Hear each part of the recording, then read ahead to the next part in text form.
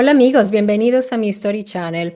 Como les había prometido, hoy voy a realizar el análisis de un video en el cual el rabino Daniel Chapán hizo un análisis bastante interesante respecto a algunos pasajes del Génesis y está muy conectado con el tema del último video que realicé. Así que empiezo por este y en el próximo, como les prometí también, voy a hablarles acerca de esas nuevas directrices de la Watchtower hacia sus seguidores, los testigos de Jehová. Así que comencemos con esta información, pero antes de hacer el análisis, una pequeña reseña de quién es el rabino Daniel Chapán. Lo que pude averiguar acerca de Daniel Chapán es que nació en España y posteriormente se trasladó a Israel, donde desarrolla su actividad religiosa y ha recibido una formación que le permite ejercer como rabino, también como mohel, es decir, como persona autorizada para realizar la circuncisión ritual judía. Su enseñanza se centra en la Torá, es decir, el texto central del judaísmo, la Cábala, que es la tradición mística judía, y su desarrollo personal y espiritual se aplica a la vida cotidiana. Se presenta como un difusor de sabiduría ancestral, combinando tradición religiosa con un enfoque práctico y accesible. Aquí en Internet él tiene su canal, lo invitan a muchos canales, así que hace una gran difusión de su lectura y sus interpretaciones respecto a lo que encontramos en la Biblia. Entonces, comencemos con el análisis que realiza el rabino Daniel Chapán. Él comienza su video con varias preguntas. Él dice, la serpiente antigua, ¿quién fue? Es interesante que diga quién, pero bueno, dice, ¿quién fue? ¿Dónde está? Y luego pregunta, ¿existe aún hoy día? Así que él plantea esa pregunta de ¿quién es esa serpiente? ¿Quién? No dice qué, sino quién. ¿Y qué simboliza? Y sobre todo, ¿qué significa para la vida de cada uno? Cuando él pregunta qué significa la serpiente en la vida de cada uno, nos permite ver que él es una persona que, de hecho, él aquí hace una pausa en su video para promover sus cursos con unos rabinos, maestros, que son mentores y guías espirituales en una especie de academia de crecimiento personal.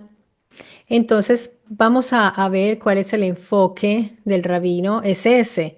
Él va hacia en la aplicación de estos textos en nuestra vida, a qué nos sirve y de una manera muy simbólica y alegórica, ya lo vamos a ver. Él pasa a leer el Génesis 2:25, que dice, y estaban los dos desnudos, Adán y su mujer, y no se avergonzaban. Transliterado sería Vayikyu Shenihem Arumim Ha-Adam Beishto Bello Yidbo Shashu. Esto, el término que traducen aquí como desnudos es Arumim. Arumim significa realmente desnudos. Entonces, el rabino explica que en el próximo versículo este término va a estar también, pero con otro significado. En Génesis 3:1 dice, Behanahash Hayam Arum Mikol Hayat Hasadeh Asher Asach Yahweh Elohim. Aquí Nahash es traducido como serpiente y el rabino explica que el término que califica a la serpiente está en masculino y es arum, un adjetivo masculino singular, arum. Entonces, el serpiente debería ser el serpiente, ¿verdad? Pero el rabino continúa a tratarlo como la serpiente en términos de animal, porque el animal que conocemos es la serpiente. Y quiero hacerles notar que el término arum abarca dos campos distintos, uno físico, como desnudo, despojado, y otro cognitivo como astuto, sagaz, prudente e inteligente. Entonces es exactamente la misma palabra base que en Génesis 2:25, Arumim. la cual traducen como desnudos en plural, plural masculino. Arum como astuto, singular. Arum, como astuto, es el calificativo que se le da al Nahash, porque recordemos que el Nahash también es masculino. La raíz es la misma. Entonces, el rabino hace un interesante razonamiento. Él dice que Arum es astuto, pero también es desnudo. Él resalta que la Torá haya elegido la misma palabra y en pasajes continuos para dos conceptos distintos. El rabino argumenta que la desnudez es el estado más natural y salvaje del ser humano, cercana a nuestros instintos y animalidad. Los humanos no se avergonzaban porque vivían en una conciencia superior. Esto es lo que él interpreta de estos textos. Por lo cual los instintos animales no les gobernaba a ellos. Continúa interpretando que de alguna manera ese instinto estaba fuera de ellos, representado en la serpiente. La serpiente no es más que la representación del lado más animal, el lado más bajo, instintual del hombre. Y continúa, dice, ¿quién es el animal más astuto de todos? Es obviamente el hombre. Esto lo dice él en su video.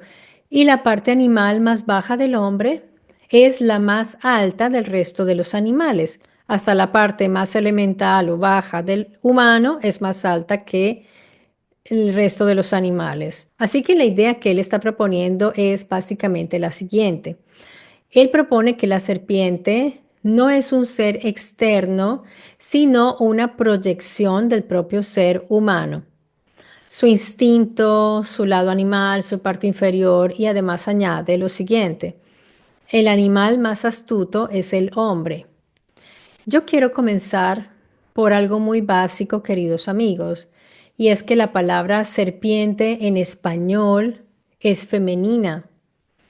Pero como el mismo rabino ha declarado en su video, es importante respetar la lengua en la cual está escrito el texto y conocerla, ¿verdad? Entonces, Nahash es masculino. Sin duda, de esto no tenemos duda y por lo tanto el hecho de que se le califique con un adjetivo masculino como es Arum, hay una coherencia, allí hay coherencia. Entonces, ¿por qué debemos cambiarlo?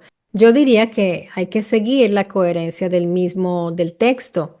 El Nahash es astuto.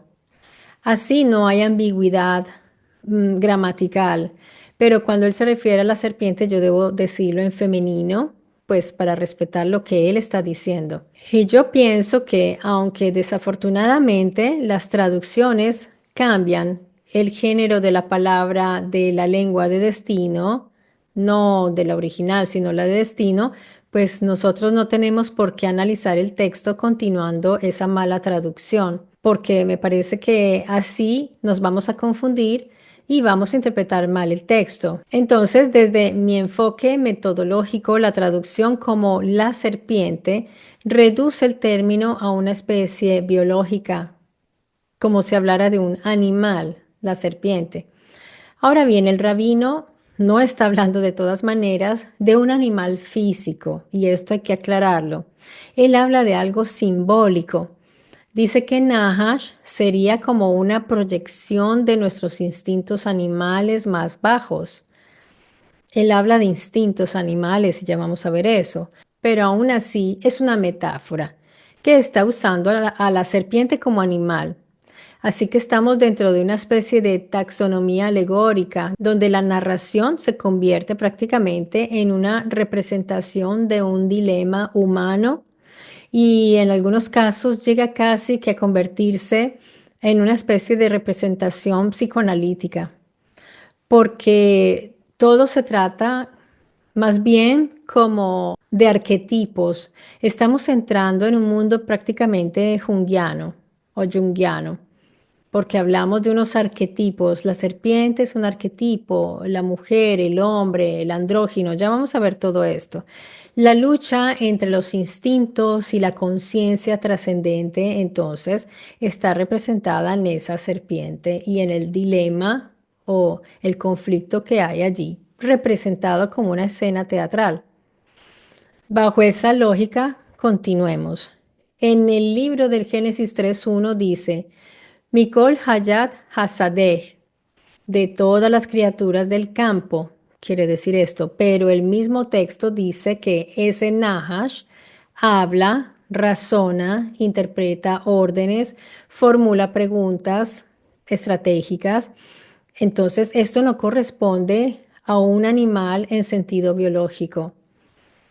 Llegando a este punto me doy cuenta de que, pues, debatir contra la lectura del rabino, para mí es una tarea inútil porque nos encontramos en dos categorías que son irreconciliables.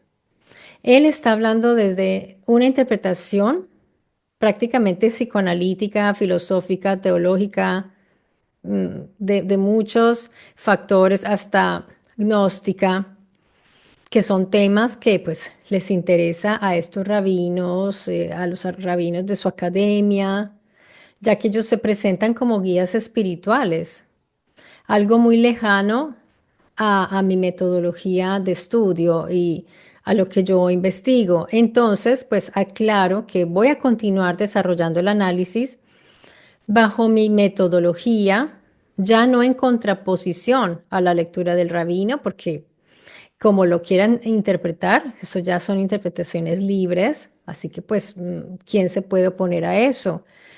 Además es su cultura y no voy a interferir con eso, pero sí es interesante seguir viendo en paralelo ambas lecturas para que ustedes las puedan conocer, que son muy distintas entre sí. Y fíjense que hablamos de un texto, solo de un texto, y miren ya todos los puntos de vista que hay y todas las interpretaciones que hay. Yo aquí estoy hablando, cuando yo hago el estudio filológico, etimológico, es solo eso.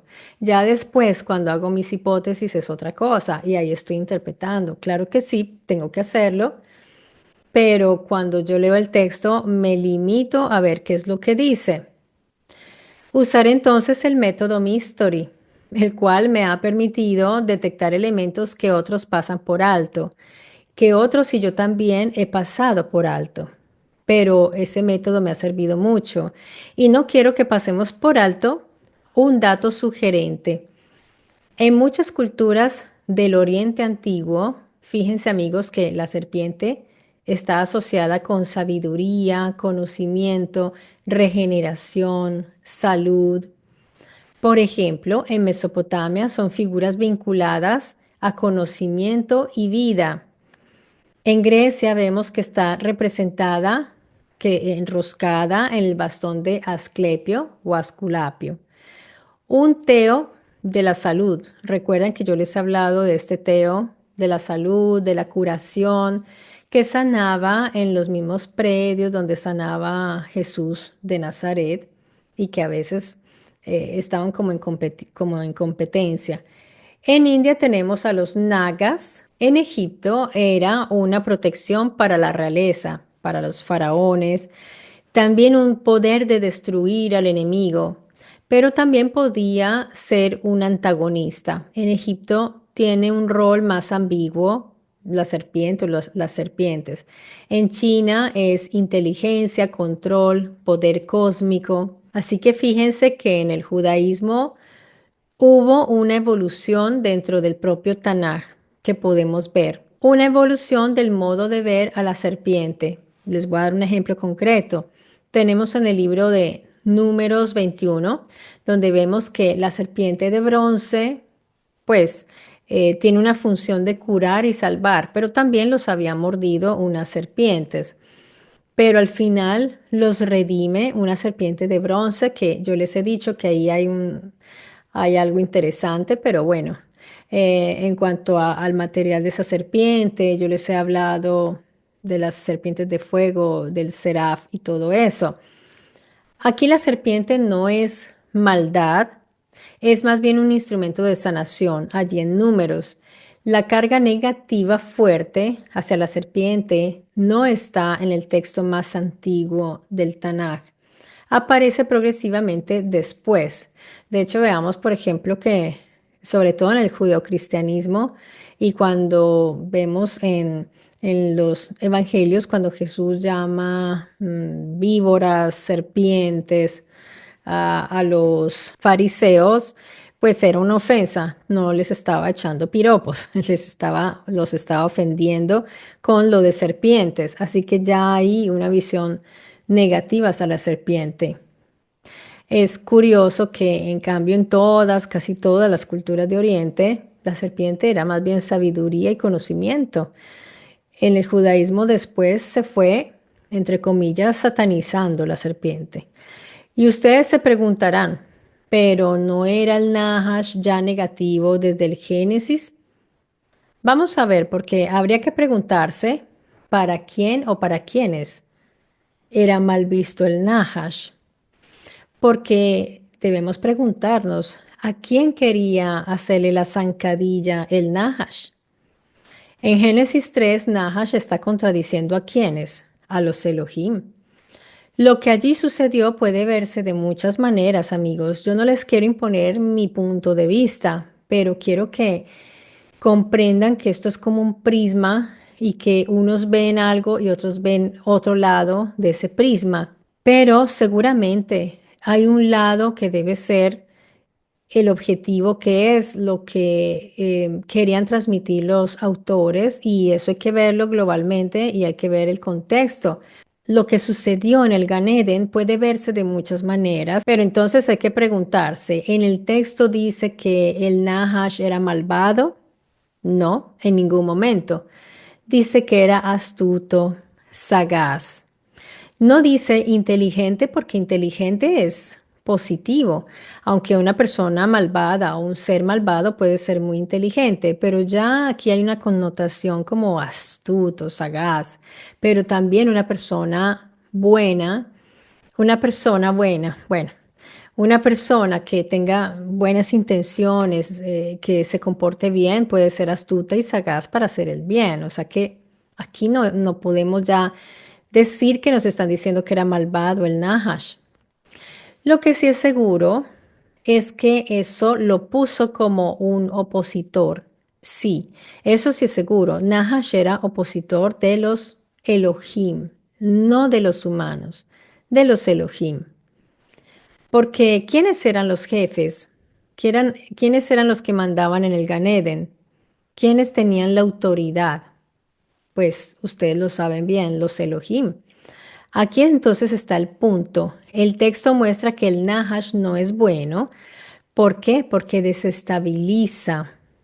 Por eso es que no les gusta en el texto. Desestabiliza, crea problema. Pero tampoco es el mal en el sentido teológico que se le dio posteriormente a esa historia. Como yo lo veo desde mi análisis, ustedes pueden estar en contraposición a lo que yo pienso, pero yo lo veo así. Es más bien un agente de transgresión este Nahash. Está transgrediendo, está dañándole los planes o el proyecto de los Elohim. Aquí ya entramos en disonancia absoluta con la teología, porque la teología basada en estos textos, pues ponen al Nahash hoy día como el diablo, la serpiente original, todo eso. Pero si yo no creo que los Elohim son Dios, mucho menos Dios todopoderoso y omnipotente, entonces queda la pregunta, ¿quiénes eran estos Elohim o estos poderosos? Porque Elohim tiene también esa connotación, ese significado, poderosos. En la narración eran la autoridad.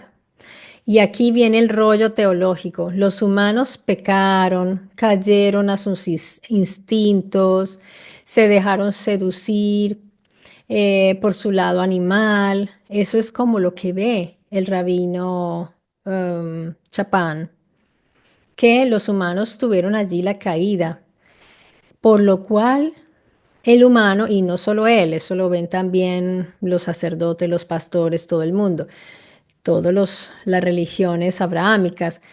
Entonces, los humanos necesitan curarse de ese pecado, necesitan salvarse, necesitan ser redimidos, domar sus instintos animales, diría el rabino Chapán. Veamos esto con objetividad, amigos. En el lenguaje moral común, instintos animales suele referirse a impulsos inmediatos como la ira, el deseo, la agresión, es decir, conductas no controladas hacia la inmoralidad, sobre todo acciones vistas como bajas o egoístas. Pero, ¿cuáles son los instintos animales del humano? ¿Son esos? ¿Realmente esto es objetivo lo que le está diciendo? Para nada.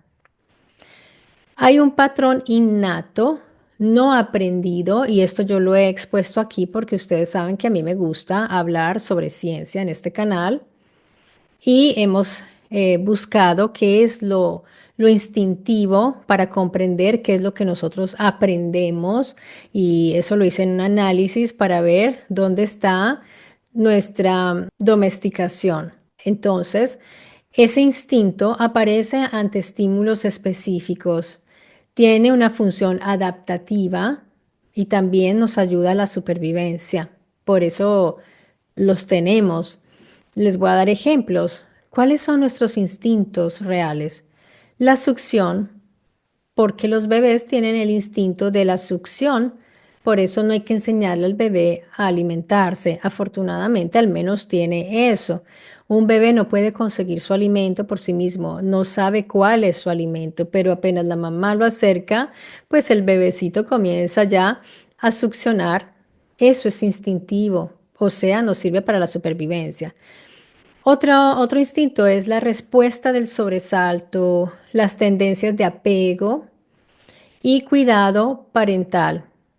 Lo que sí es biológico es la autopreservación. Eso es el instinto, autopreservación. Y esto es algo que hemos analizado, por ejemplo, cuando dicen que una persona se suicidó, eso lo podemos entender si entra dentro de esa posibilidad porque tenemos el instinto de autopreservación que no nos permite autoeliminarnos, es difícil. Bueno, no entremos en detalles, pero bueno, está dentro de esto. Está la defensa ante la amenaza, la búsqueda de recursos. Esto es instinto. Esto puede generar entonces, sí, conductas agresivas, es cierto. Por eso él se refiere a conductas como de bajos instintos, la agresividad, sí.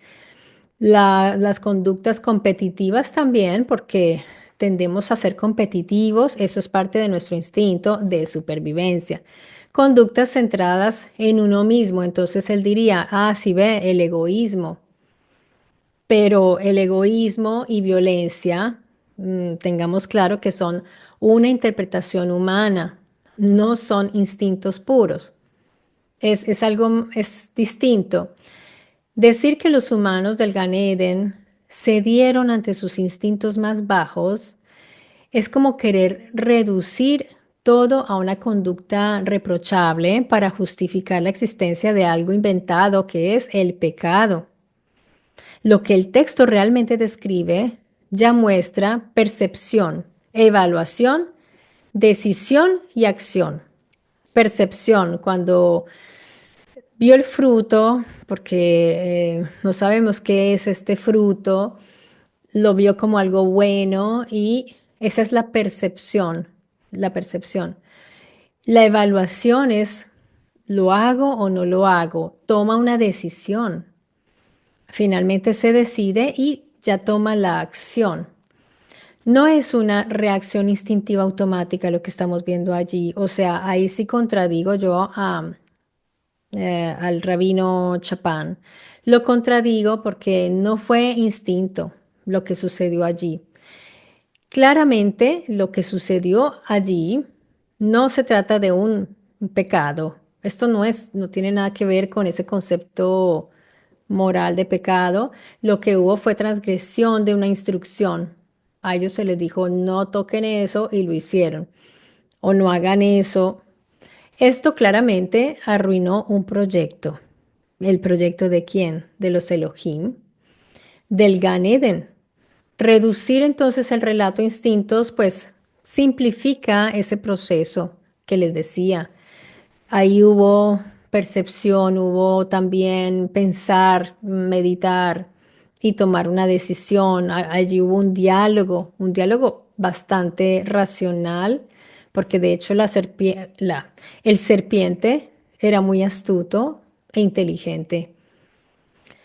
Si tenía que usar la inteligencia y la astucia, entonces no eran tan animales los adamitas, no eran tan desnudos, tenían que convencerlos, tenían que convencerlos. Esto lo vamos a analizar un poco. Entonces yo diría que aquí introducir la idea de instinto transforma esa decisión consciente, ojo, en una reacción automática que no hubo tal, alterando la estructura del mismo relato.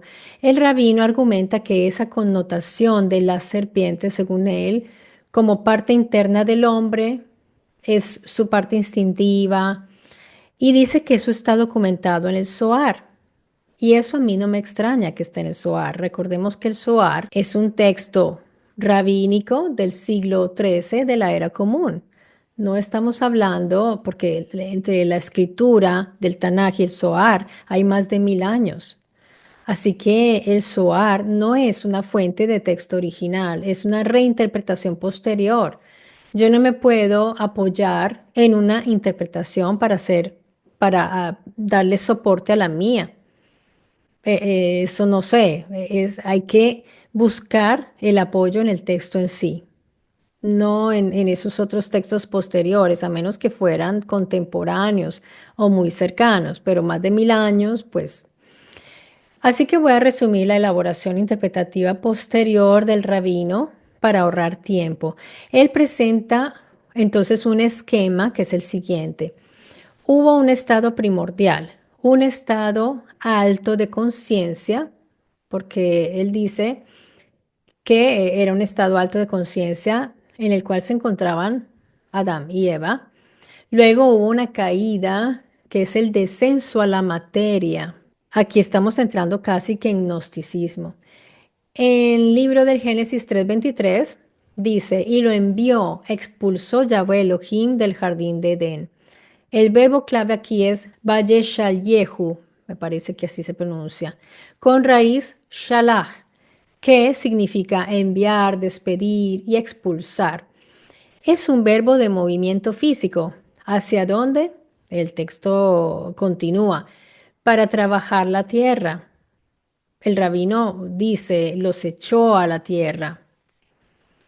Él lo interpreta que fueron expulsados de un lugar alto de conciencia, porque recordemos, es alegórico este Gan Eden, no es físico, porque me parece entender. Los echó de lo alto de la conciencia del jardín del Edén a un lugar material físico. Esto es gnosticismo puro. Aclaro que el texto no dice descendió de un plano superior en ninguna parte. Esto no está. Tampoco dice que cayó a la materia, tampoco. O que perdió conciencia, no dice. Lo que dice el texto es salió de un lugar y pasó a trabajar la tierra. Simple, concreto, y ahí está. Otra aclaración que quiero hacer, el humano ya estaba hecho del polvo de la tierra, es decir, que ya pertenecía a la tierra desde el inicio. Así que no entiendo por qué desde un inicio se dice que lo forman de la tierra, pero está en un estado alto de conciencia y luego vuelve a la tierra. Pues eso tocaría que lo aclarara el rabino. Otro punto importante y para cerrar este análisis es que es el de la interpretación que hacen ellos de la criatura dual Adán y Hawa. Ellos lo ven como un solo ser. El texto que cita el rabino, Génesis 5:2, es el siguiente. Sahar unekeva beraam, vayikra et shemam Adam. Esto significa varón y hembra los creó y llamó su nombre Adán, el día en que fueron creados. Pero ojo, porque Adam aquí no es solo un individuo ni es un nombre personal como Margarita o José. Aquí estamos hablando de una categoría biológica. Estamos hablando de un término colectivo genérico como lo es humano. Adam es la humanidad. Adam es la especie humana y Adam como humano. Lo que el texto sí permite decir es varón y hembra pertenecen a una misma categoría, pero eso no los hace andróginos. Entonces, Adán y Hawa comparten identidad como humanos, humanos que son. De hecho, hoy día decimos el hombre. Y ahí entramos nosotras también, cuando se habla de la humanidad, de el hombre en términos antropológicos. Entonces, no faltarán las feministas que se enojen, detestan el lenguaje científico porque el hombre, el humano, la humanidad, pero entonces tendrían que decir también lo humanido, no sé, ese problema de los géneros es tremendo.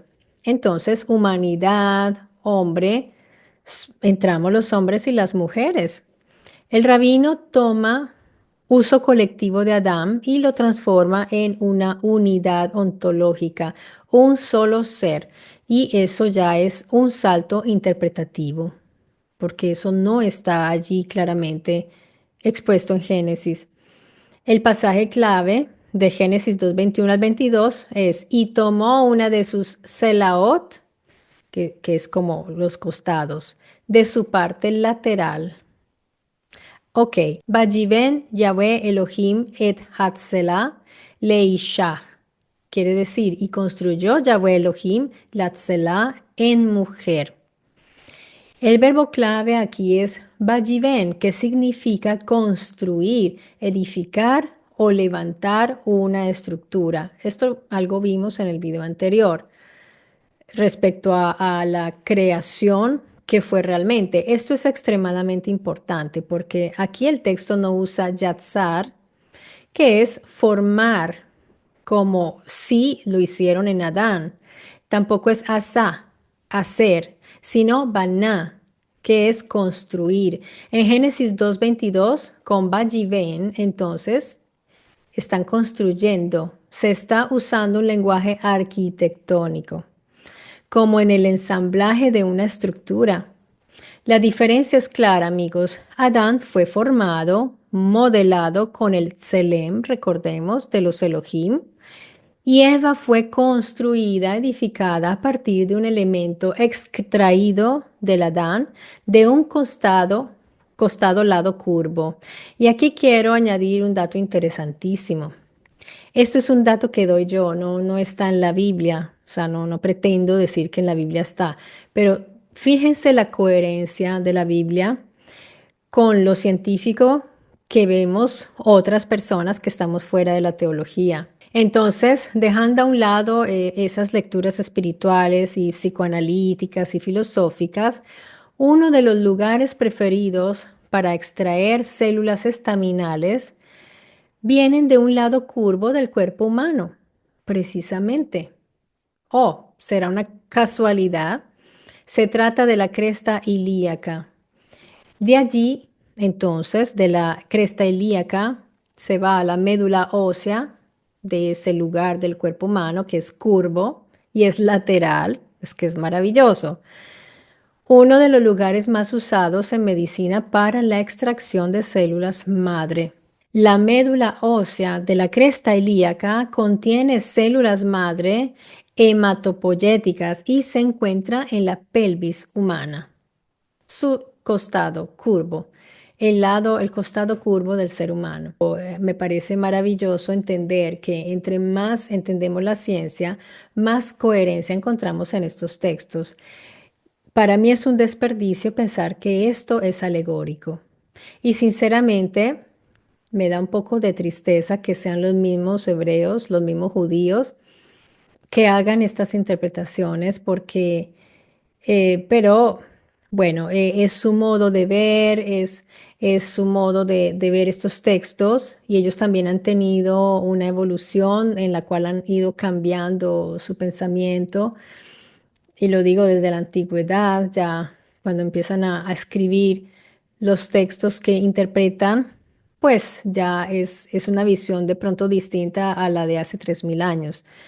El procedimiento que se pudo haber realizado allí, en el Gan Eden, no necesita de explicaciones alegóricas, amigos, pues ya tenemos suficiente conocimiento como para dar un paso adelante y dejar atrás creencias que nos atan al pecado, la culpa, la redención. Yo no creo que estudiar los textos del Tanaj sea una pérdida de tiempo porque hay personas que dicen, mira, no vale la pena. Sigue solo con los textos sumerios. Yo no creo que sea una pérdida de tiempo. Aquí encuentro datos que en los sumerios no encuentro y viceversa. Y yo no creo realmente que eso sea, que estos textos sean un plagio del otro. A diferencia de la mayoría de los estudiosos que piensan que es un plagio, una copia barata de las tablillas sumerias. Yo pienso que pudo haber sucedido una serie de eventos importantísimos en el pasado, conservados a través de las narraciones. Sí hubo intercambios y aportaciones seguramente de una cultura a otra, pero llamarlo plagio, no creo. Tampoco estoy de acuerdo con que algún grupo se atribuya la verdad absoluta o que sus textos son los verdaderos o que son mejores. En mi opinión, eso no debería existir y tampoco pienso que sean textos inspirados por algún dios. Por eso puedo estudiarlos sin un sesgo teológico o religioso de algún tipo. Absolutamente. Y ya les digo, interpreto, sí, como lo hacen los otros, pero trato de ceñirme al máximo a los significados, tratando de encontrar cuál era la intención de los autores al escribir esto, que ese es como el cáliz, el santo grial de todos, por decirlo de alguna manera, como la pepita de oro, entender cuál era la verdadera intención de estos escribas. Ahora, respecto quisiera volver nuevamente a lo que dice el rabino, que él comenta sobre los instintos y él en alguna parte de su video habla de que por eso venimos de un solo ser, éramos uno solo, y al separarnos, pues cada uno tiene como su manera de ser distinto y que por eso la mujer entonces es más sensible y que por eso el hombre. Entonces, bueno, él da una serie de explicaciones y ustedes saben que a mí me gusta ir como al núcleo de las cosas. En realidad, el hombre tiene un cerebro y una estructura física distintas a la de la mujer. Eh, el macho de la especie humana tiene unas características distintas a la hembra de la especie humana. Somos la misma especie, pero tenemos unas características que indican unos roles también distintos. Nos ha llevado a asumir unos roles distintos, porque si el hombre tiene una estructura más fuerte para afrontar la caza, y se sabe que hubo cazadoras. Claro que sí, en la prehistoria hubo mujeres cazadoras y algunas de pronto tenían más habilidades, pero es cierto que las mujeres tenemos unas características innatas en nosotras por nuestro cerebro, no es que nos educaron así o porque nos hicieron jugar a las muñecas, no, no, no, es algo antropológico y también biológico, que tenemos unas características. ¿Por qué? Pues porque nosotras llevamos la maternidad y eso requiere de una serie de elementos para poder soportar un embarazo y también cuidar a esa criatura. Debemos tener una serie de instintos, si lo queremos llamar así, para proteger a nuestros hijos. Pero no quiero llamarlo instinto tampoco, eso no es un instinto, eso también nace de cada uno y hay hombres que pueden ser mejores madres, entre comillas, no es exclusivo, pero sí hay elementos y características tanto del hombre como en la mujer que son indudablemente características. Es la psicología del hombre y de la mujer. Yo vi un experimento, me comentaron recientemente de una antropóloga que se puso en el rol del hombre y bueno, yo pienso que ella ya tenía problemas mentales o tenía problemas porque terminó suicidándose y dijo que la vida del hombre era terrible. De todas maneras, antropológicamente, la sociedad humana viviendo más junta en mucha más cantidad, con una demografía más grande, grandes ciudades y civilización. Eso nos lleva también a intercambiar roles, a compartirlos, de manera que se puede diferenciar menos, porque pues ya los hombres no van a cazar, pero sí lo vemos, por ejemplo, en los deportes, nos damos cuenta. Con Digamos que hay momentos donde esas diferencias se pueden difuminar bastante. Las hay, pero se pueden diferenciar. ¿Por qué hay diferencias? Porque tenemos hormonas distintas. Es la química la que nos diferencia en realidad. Y antes de terminar, pues yo quería añadir algo, porque en el último video, yo cuando hago mis videos y los veo, digo, no, ¿por qué no lo dije? ¿Porque se me olvidó? ¿Porque se me pasó? Y no duermo tranquila hasta que les diga lo que les tengo que decir. Recuerda que yo les dije que no había rastros de que hubiera homínidos, no nos dan rastros, pistas en los textos antiguos, porque es un vacío en las narraciones, así que hemos tenido que hipotizar la existencia de estos homínidos mientras se realizaba la construcción del Gan Eden o la construcción, en fin. Veamos algo interesante en Génesis 1:24, cuando dice, Vayomer Elohim, Totse haaretz nefesh chaya, Bemah baremes ve chayat eretz leminach. La traducción de esto es, produzca la tierra seres vivientes, ganado, reptiles y bestias de la tierra, según su especie. Si nosotros queremos pensar que quizás haya un lugar para estos homínidos, sería aquí, en Chayats, Eretz, bestias de la tierra. ¿Podrían estar ahí dentro los homínidos? En Génesis 2:19 dice, Vayitzer Yahweh Elohim, Kol Chayat Hashadeh. Esto quiere decir, formó toda bestia del campo. Nuevamente habla de bestias. ¿Podrían estar aquí estos homínidos? Pues quienes los vieron y después de mucho tiempo de estas transmisiones orales, puede ser que se pierda. No es que ellos no eran científicos para entender si estos eran o no homínidos, esa palabra tampoco existía. Si estos adamitas fueron formados como una categoría humana distinta en un lugar protegido para un proyecto futuro, distinto al del resto de la humanidad que se estaba desarrollando en el exterior de los Gan Eden, porque había varios, muy seguramente. Estos adamitas, pues, cuando los vieron, dirían, estas son las bestias. ¿Qué pueden pensar? Son bestias, porque ellos ya eran humanos. No sabemos cómo eran los adamitas, no tenemos ni la menor idea. No podemos saber. Y ellos tenían Tselem de los Elohim. O sea que ellos debieron haber sido parecidos a los Elohim. Por eso algunas personas han hipotizado, quizás esos que tenían los cráneos dolicocéfalos, como lo podemos saber.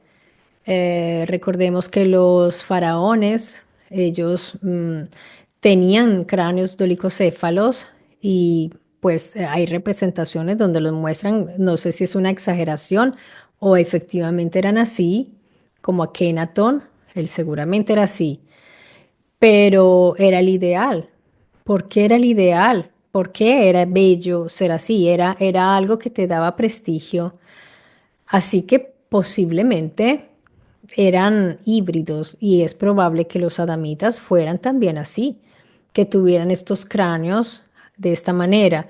Y puede ser que lo que hay en Paracas, Bolivia, entre esa zona entre Perú, Bolivia, de pronto estos yacimientos que han encontrado puedan tener esos vestigios de los últimos que aún tenían linaje adamítico. Yo lo hago en forma de pregunta. Yo no estoy afirmando nada aquí, porque no he hecho una investigación tan profunda como para llegar a eso. Y además que cuando se pierde el rastro, entonces hay mucha especulación y hay muchas teorías y nos confundimos y nos podemos perder en ese mar de teorías y en YouTube hay cantidades de, a veces hay unas locuras que yo veo unos videos y digo, caramba, es un milagro que la gente esté cuerda, pero a la gente le encanta, entre más fantasioso.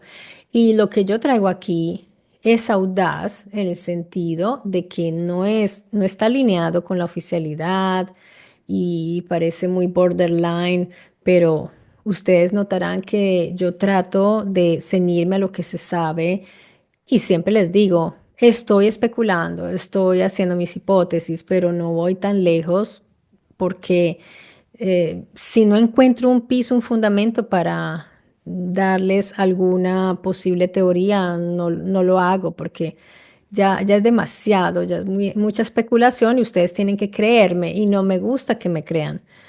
No me tienen que creer nada. Ustedes solo escuchan y van a mirar a ver si lo que yo estoy diciendo es cierto, es fácil, se averigua. Yo misma les digo, esto es especulación, esto es interpretación, etcétera.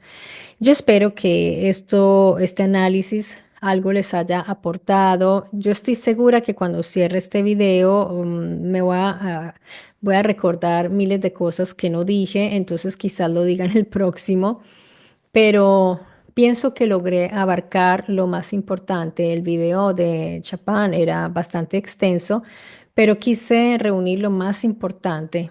Y, y esto del andrógino, yo sé que es fácil caer en esa teoría porque se habla de cortar, dividir. Recuerden que en el video anterior les hablé de eso, de todo ese proceso, de todo ese procedimiento que se realizó. No solo en el Gan Eden, les hablé también del procedimiento sumerio.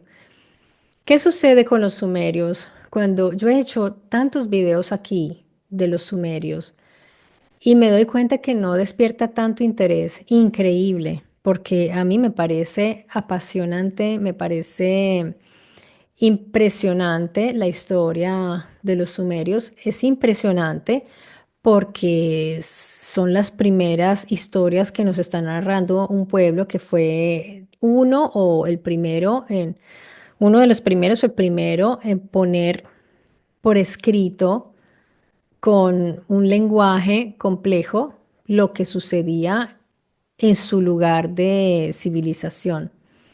Es un tesoro impresionante. También las narraciones hebreas son muy interesantes, pero el problema es que tuvieron un desarrollo que se fue teologizando tanto y hoy son libros sagrados. Y eso ya es un problema. Sin embargo, aquí lo podemos analizar sin que nos ataquen y sin que nos amenacen, a diferencia del Corán o quién sabe que el Corán, por ejemplo, empiezan a recibir amenazas si se hace un análisis que no les guste. Sobre la Biblia podemos hacer crítica, podemos hacer análisis con total libertad. Así que bueno, aquí estamos. Espero ver sus comentarios. Espero que les resulte interesante. Y un gran abrazo amigos. Cuídense mucho y hasta pronto.